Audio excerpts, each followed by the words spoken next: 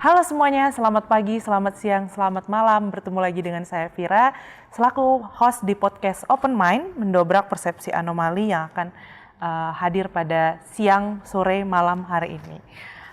Sudah bersama saya Mas Hilmi. Yeay. Halo Mas Hilmi. Halo teman-teman semuanya. Boleh kenalan dulu Mas? Oke, perkenalkan teman-teman semuanya. Namaku Hilmi Asidiki, biasa dipanggil Hilmi. Mahasiswa Fakultas Hukum, Prodi Ilmu Hukum Angkatan 2020. Dan kebetulan tahun ini diamanahkan menjadi Presiden BEM UNS. Oke, nice. Gimana kabarnya Mas? Alhamdulillah sehat dan semangat untuk sesi kali ini. Oke. Apa nih Mas yang lagi seru di BEM UNS? Yang lagi seru minggu-minggu ini tuh kebetulan lagi minggu-minggu padatnya BEM UNS ya, di bulan-bulan November ini, di akhir-akhir periode ini. Jadi kita banyak running program kerja di minggu ini, bahkan kalau nggak salah ada lebih 7 program kerja yang itu running secara bersamaan gitu. Menarik banyak banget. Kalau untuk pemilu sendiri ada program menarik untuk disiapkan Mas? Nah ini lagi kita bahas di internal nih. Ini kan mendekati 2024 ya, pesta demokrasi. Nah kita pengen coba bikin dialog atau mungkin diskusi yang nanti harapannya bisa mengundang para 3 cawapres. Karena udah muncul nih nama cawapres-cawapres. Menarik banget, tapi kita tahan dulu, nanti kita akan ngobrol-ngobrol lagi, ada beberapa pertanyaan yang akan saya berikan kepada Mas Hilmi di segmen selanjutnya. See you!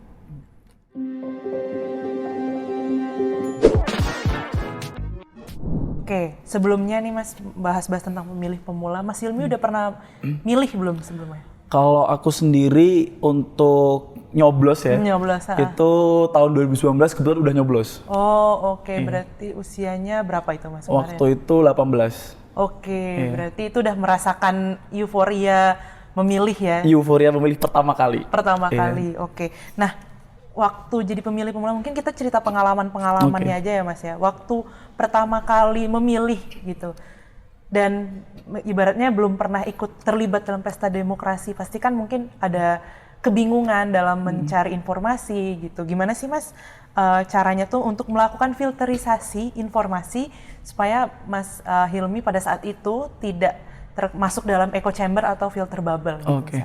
Sebenarnya kalau kita kembali ke 2019 dulu ya, yang saat itu pemilu bener-bener terasa hitam putihnya, panasnya dan lain sebagainya gitu.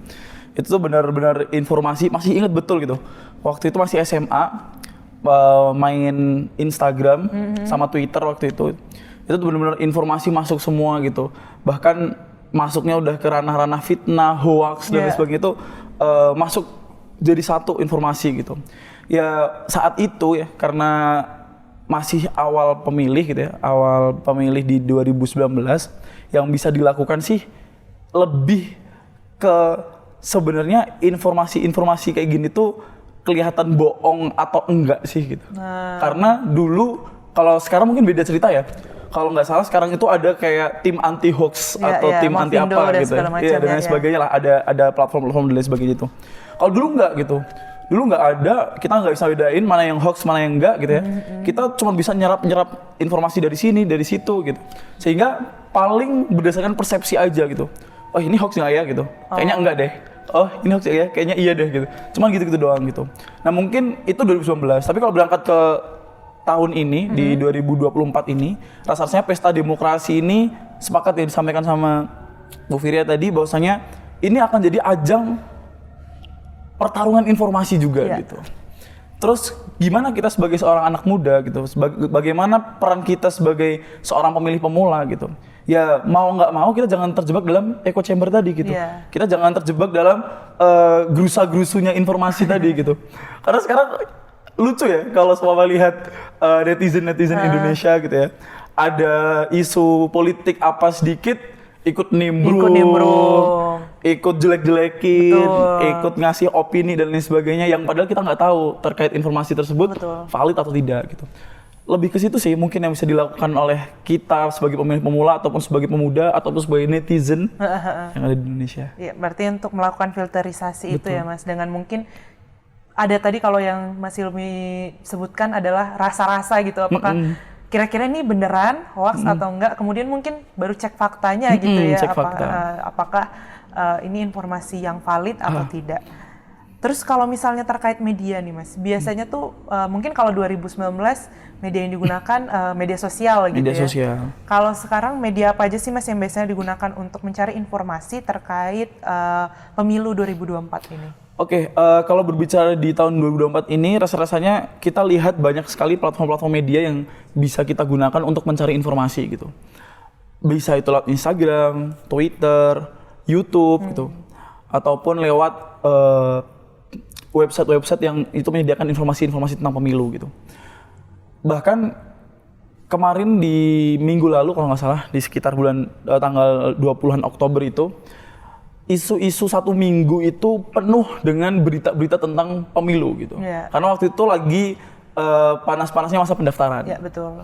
Itu isinya semua udah pemilu gitu. Mau buka platform Instagram, refresh dikit pemilu. Buka Twitter, refresh dikit pemilu gitu. Iya. Buka Google pemilu. Ini pemilu gitu.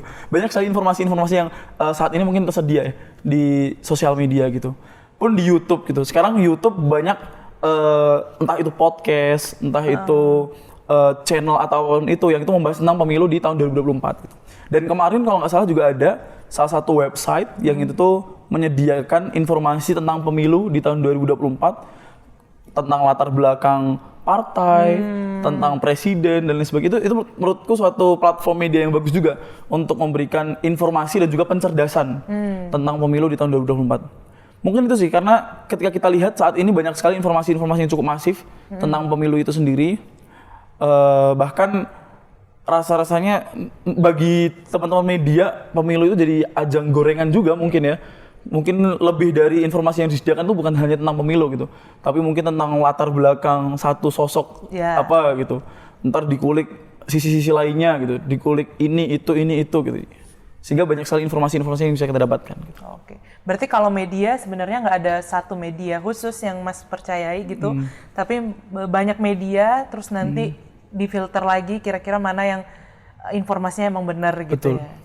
Oke, nah sejauh ini Mas, apa sih yang udah Mas lakukan gitu untuk berpartisipasi dalam pesta demokrasi ini atau berpartisipasi aktif dalam pemilu ini? Sejauh ini apa yang udah pernah? Oke, karena kita sebagai seorang pemuda ya, kalau aku berpandangan tuh kita sebagai seorang pemuda jangan sampai kita jadi objek demokrasi di tahun 2024 gitu. Kalau nggak salah pemilih kita itu yang generasi Gen Z itu sampai 50%. Sekitar 40-50%, itu cukup tinggi, sangat-sangat tinggi gitu.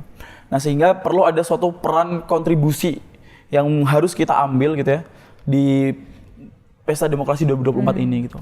Kalau dari saya sendiri gitu ya, karena kebetulan saat ini sedang berada di Badan Eksekutif Mahasiswa gitu ya, kebetulan juga mahasiswa akhir dan mahasiswa Fakultas Hukum gitu. Saya lebih ke bagaimana kita bisa membuka ruang dialek-dialek secara langsung, entah itu kepada baca pres atau kepada orang-orang partai politik gitu ya, yang itu nantinya kita bisa lebih menggali terkait apa sih gagasan-gagasan yang dibawa gitu, apa sih narasi-narasi yang pengen dibawa gitu, apa sih isu yang ingin dikawal gitu, apa program unggulan yang ditawarkan gitu, lebih ke seperti itu.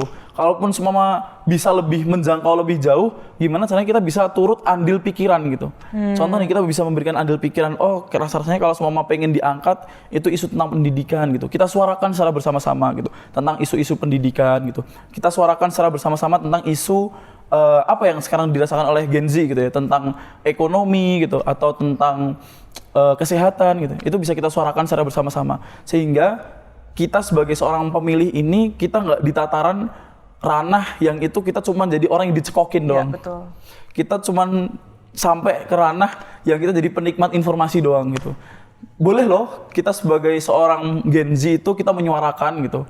Boleh loh kita sebagai seorang Gen Z itu turut memberikan pendapat gitu. Sekarang rasa-rasanya untuk memberikan pendapat itu nggak harus untuk kita bertemu langsung kok dengan para baca pres atau para partai politik ini gitu. Kita suarakan aja di sosial media gitu. Apa keresahan-keresahan Gen Z saat ini gitu. Oh tentang pendidikan yang terjangkau gitu. Oh tentang kesehatan. Oh tentang aksesibilitas transportasi atau apapun itu bisa disuarakan melalui sosial media gitu atau melalui kanal-kanal apapun yang kita milikin gitu. Sehingga saya lebih berpandangan bahwasanya tadi kita sebagai Gen Z, kita sebagai salah satu pemilih muda juga yang suaranya cukup besar tadi ya, 40-50% itu eman-eman Kalau kita cuman di tataran menikmati informasinya doang, kita di tataran cuman dicekokin doang, kita di tataran sebagai bahkan kalau bisa dikatakan tuh sekarang tuh pemilu 2024 nanti akan jadi jualannya anak muda gitu loh. Iya. Semua partai akan mengklaim sebagai partainya Partai anak muda, partai Gen Z. partai gitu. Gen Z, partai apapun itu gitu. Semua baca pres akan mengatakan bahwasanya kita merangkul isu-isu tentang anak muda atau apapun itulah. Jangan sampai kita jadi objek jualannya mereka gitu. Lebih ke kita ambil peran di sana. Gitu. Oke, berarti sebenarnya kalau saya dengar red flag juga ya Mas ya. Ini ada kalau anak muda zaman sekarang kan bilang itu red flag ya. Iya. Kalau misalnya menjadikan anak muda ini sebagai salah satu ajang untuk promosi dan kayak dijadiin segmen utama gitu ya untuk promosi gitu. Berarti itu Mas bisa melihat bahwa kalau yang kayak gitu mungkin bisa jadi red flag untuk para calon tadi. Tapi dari pengalaman Mas Hilmi atau keadaan sekitar ada nggak sih Mas yang mungkin Gen Z ini, kan biasanya Gen Z ini kita anggapnya sebagai cerdas dan kritis gitu ya. Ada nggak yang kayak bodo amat lah sama demokrasi ini gitu, yang penting saya tetap tinggal di Indonesia gitu misalnya, jadi nggak ikut berpartisipasi aktif gitu. Masih banyak nggak sih Mas di sekitaran Mas Hilmi? Kalau di sekitarku ya mungkin lebih ke banyak beberapa yang kita temuin memiliki sikap yang seperti itu. Lebih ke nggak nyoblos ataupun nyoblos kayaknya ya nasibku masa depan ya ada di tanganku sendiri. Gitu. Mau nyoblos atau nggak nyoblos kayaknya mereka juga ngasih makan gitu. Mau nyoblos atau nggak nyoblos kayaknya ya nilai IPK aku ya segitu-segitu ataupun itulah gitu. Ya sebenarnya kurang rasional ya kalau perbandingan nyoblos dibandingin dengan hal yang seperti itu tadi gitu. Tapi memang ada yang beberapa mungkin kaum milenial ataupun Gen Z yang memiliki pandangan-pandangan seperti itu gitu. Lebih ke lagi-lagi ya, pesta demokrasi ini rasa-rasanya perlu ada banyak sekali pencerdasan tentang pentingnya demokrasi di Indonesia itu sendiri. 2024 ini kita adalah momentum 5 tahunan. Pesta demokrasi, pesta rakyat gitu. Jadi kalau semua teman-teman saat ini masih memiliki pandangan-pandangan bahwa teman-teman nggak mau nyoblos atau nggak mau ambil andil di pesta rakyat tersebut atau pesta demokrasi tersebut gitu ya. Jangan sampai justru suaranya teman-teman dipermainkan gitu. Iya, atau mungkin malah suaranya teman-teman nanti disalahgunakan. Karena kita nggak ada yang tahu ya. Sempat viral tuh di tahun 2019 kemarin ada yang TPS ketika udah tutup, udah selesai pencoblosan, ternyata ada pegawainya yang nyoblos-nyoblos gitu. Itu ya kita nggak tahu ya itu benar atau enggak gitu. Tapi jangan sampai hal kayak gitu tuh terjadi lah di tahun 2024 ini. Salah satu cara pengurangnya gimana? Ya udah, ayo datang ke TPS, gunakan hak kita gitu ya. Kita coblos baca pres atau partai politik yang itu sesuai dengan isu yang kita inginkan gitu ya. Sehingga kita bisa aktif dan ikut merayakan pesta demokrasi di 2024. Apa sih Mas yang mendasari mungkin teman-teman Mas itu ya? Saya penasaran juga gitu, karena kalau saya dari pribadi ini sebuah keseruan gitu ya, kayak nonton Game of Thrones malah menurut saya jadinya kayak suatu keseruan untuk ikut dalam ini. Nah, kalau dari perspektif Gen Z, apa sih Mas yang sebenarnya tuh mendasari muncul kemalasan itu gitu? Apa mungkin suaranya tidak didengar atau gimana biasanya Mas? Oke, kalau pandangan pribadi saya, kenapa sikap-sikap tersebut bisa muncul gitu? Yang pertama, karena tadi ada suatu perbandingan yang irasional lah terkait pemilu ini dengan kebermanfaatan yang didapatkan gitu. Membandingkan mencoblos dengan, kalau aku nyoblos sama gak nyoblos kayaknya sama aja nasib bangsa ke depan. Paling ya sama-sama jeleknya atau mungkin paling gitu-gitu aja gitu. Atau mungkin ini paling gak bermanfaat sama aku gitu. Aku sukses atau enggak, aku dari bisa presiden. Ya, aku bisa kaya nggak tergantung dari presidennya siapa gitu. Itu kan suatu perbandingan yang kurang rasional juga kan. Itu yang pertama. Terus yang kedua, sebenarnya lebih ke sikap dari yang pertama yang tadi ya. Dari yang poin yang pertama tadi itu bisa ditarik karena mungkin sikap pragmatisme juga dari para Gen Z ini gitu. Yang menginginkan suatu kebermanfaatan itu harus benar-benar harus bisa diterima secara langsung. Gitu bisa langsung dirasakan. Ya aku kalau mau nyoblos kamu ya kebermanfaatannya apa gitu yang bisa aku rasakan langsung gitu. Itu mungkin sangat-sangat dirasakan oleh para Gen Z gitu. Terus yang ketiga gitu ya, lebih ke ini sih Mbak. Ini mungkin bisa dilihat secara general ya melalui platform-platform media di Instagram maupun di Twitter gitu. Kita lihat kayaknya akhir-akhir ini tuh banyak masyarakat juga yang akhirnya tuh males. Lebih ke sikap, alah paling pemimpinnya kalaupun yang terpilih si A atau si B paling gitu-gitu aja bangsa, nggak ada perubahan yang cukup signifikan gitu.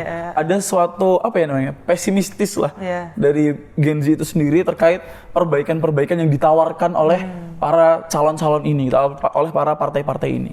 Mungkin itu sih, 3 hal itu yang pada akhirnya membuat Gen Z itu bersikap bodoh amat terhadap pesta demokrasi di 2024. Oke, menarik banget Mas ini, tapi mungkin karena waktunya juga dan kita sebenarnya masih ada pertanyaan dari Gen Z juga dan para pemilih pemula, jadi nanti kita akan lanjut di segmen selanjutnya.